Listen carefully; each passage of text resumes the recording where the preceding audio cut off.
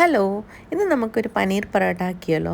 അപ്പോൾ കുട്ടികൾക്കൊക്കെ കൊണ്ടുപോകാൻ ലഞ്ചിന് ഇഷ്ടപ്പെടുന്ന ഒരു സാധനമാണ് കേട്ടോ. അപ്പോൾ ഞാനിവിടെ കുറച്ച് സൺഫ്ലവർ ഓയിൽ എടുത്തിട്ടുണ്ട്.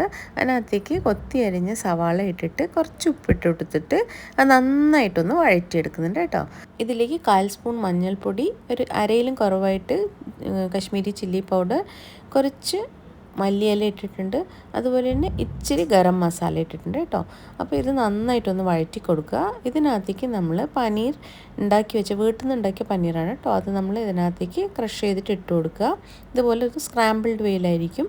ഇതൊന്ന് നന്നായിട്ട് മൂത്തതിന് ശേഷം ആവശ്യത്തിന് ഉപ്പ് ഇട്ട് കൊടുത്തിട്ട് ഇതിൽ ലാസ്റ്റിൽ നമ്മൾ ഇച്ചിരി ജീരകം ഇട്ട് കൊടുക്കുക കേട്ടോ. ഒരു 1/2 സ്പൂൺ ഇട്ട് കൊടുത്താൽ മതി. ജീരകം ഇട്ടിട്ട് ഒന്ന് നന്നായിട്ട് വഴറ്റി കൊടുക്കുക. അല്ലെങ്കിൽ ജീരകം നിങ്ങൾക്ക് എണ്ണ ചൂടാകുമ്പോൾ ഡയറക്റ്റ് ആദ്യം ഇട്ടാലും മതി. അപ്പോൾ ഒരു വേറെ ഫ്ലേവർ ആയിരിക്കും കിട്ടുന്നത്.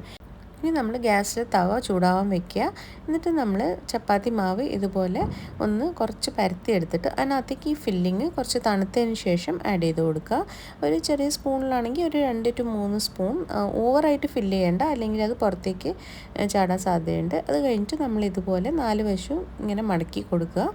അത് കഴിഞ്ഞിട്ട് നന്നായിട്ട് മാവിലേക്കൊന്ന് മുക്കിയിട്ട് നമ്മളിതിനെ കൈ വെച്ചിട്ട് ഒന്ന് പ്രസ് ചെയ്ത് കൊടുക്കുക. അപ്പോൾ അതിൻ്റെ ഫില്ലിങ് ഈവണായിട്ട് എല്ലാ ഭാഗത്തേക്കും ഇങ്ങനെ സ്പ്രെഡായി കിട്ടും. അപ്പോൾ നമ്മൾ ഇതുപോലെ കൈ വെച്ചിട്ട് കുറച്ചൊന്ന് സ്പ്രെഡ് ചെയ്ത് കൊടുക്കുക. എന്നിട്ട് കുറച്ച് നന്നായിട്ട് പൊടി ഇട്ടിട്ട് തന്നെ നമ്മളിത് ഒന്ന് പരത്തിയെടുക്കാൻ നോക്കുക. അപ്പം ഫില്ലിംഗ് ഒന്നും പുറത്തേക്കും വരില്ല.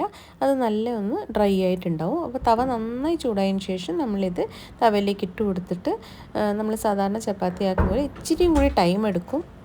കാരണം ഇത് സ്റ്റഫ്ഡ് പൊറോട്ടയാണല്ലോ. അപ്പോൾ ഇതിന് കുക്കിംഗ് ടൈം കുറച്ചധികം നമ്മൾ എടുക്കുന്നുണ്ടാവും. അപ്പോൾ ഇതിനകത്തേക്ക് നമ്മൾ നന്നായിട്ട് സൺഫ്ലവർ ഓയിൽ ഇതുപോലെ ഒഴിച്ചു കൊടുക്കുക. അപ്പോൾ ഇതുപോലത്തെ ചപ്പാത്തിക്ക് ഞാൻ എപ്പോഴും പറയുന്ന പോലെ നമ്മൾ കോക്കനട്ട് ഓയിൽ മാക്സിമം അവോയ്ഡ് ചെയ്യുക. അപ്പോൾ ഇതാ നമ്മുടെ പൊറോട്ട റെഡിയാണ്. എല്ലാവരും ഒന്ന് ട്രൈ ചെയ്ത് നോക്കണേ. വളരെ ടേസ്റ്റിയാണ്. Thank you.